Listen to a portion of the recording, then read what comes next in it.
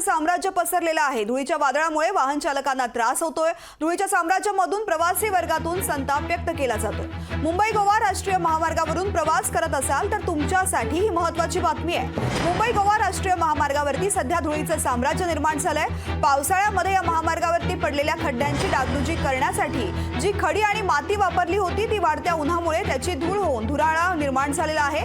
पेण, वडखळ, नागोठणे, वाकण या भागामधून प्रवास करताना धुळीचा मोठा त्रास प्रवासी आणि वाहन चालकांना सहन करावा लागतोय। मोटारसायकल, रिक्षा यामधून प्रवास करणाऱ्यांना जीव मुठीत धरून प्रवास करावा लागतोय। पावसाळ्यामध्ये मोठमोठे खड्डे आणि उन्हाळ्यामध्ये धुळीचं साम्राज्य यामुळे प्रवासी वर्गातून संताप व्यक्त होतोय। अतिशय खड्डे आहेत आणि अतिशय धूळ उडत असल्यामुळे आम्हाला अतिशय म्हणजे भरपूरच त्रास झालेला आहे। तसंच गावोगावी सुद्धा धूळ उडत आहे। पाणी प्रशासन शिपत नाही, काय नाही। त्यामुळं आम्हाला हा धुळीचं साम्राज्य पूर्ण झाडांवर सुद्धा कोणती फळंसुद्धा बाजत नाहीत आणि घरांवर सुद्धा भरपूर धूळ साठत आहे। त्यामुळं आम्हाला अतिशय म्हणजे अनेक खड्डे वगैरे आहेत रोडला, अजूनपर्यंत पूर्णपणे काही रोडचं काम झालेलं नाही। त्यामुळं आम्हाला खूप मनस्ताप सहन करावा लागत आहे।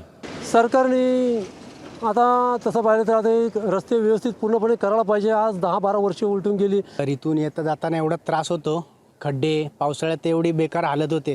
आता बघत असाल तुम्ही इथे रस्त्याचं काम चालू आहे, किती वर्ष झालं अजून गोवा हायवेचं काम होत नाही। आता धूळ एवढी होते की धुळीचा एवढा त्रास होतो। रात्रीचं पण डायव्हर्सन दिलेले आहेत, त्या डायव्हर्सनमुळे ॲक्सिडेंटचे त्रास होतात। तर सरकारने त्यांना समजायलाच पाहिजे ना, धुळीमुळे पब्लिकला किती त्रास होत होते। ह्या रोडचा त्रास आता तुम्ही बघताय की रोडवर जी खडी आहे, प्रशासनाला काही पडलं नाही आहे। प्रशासन टायमापुरतं फक्त सीझन वाईज माती वगैरे टाकून हे करतो।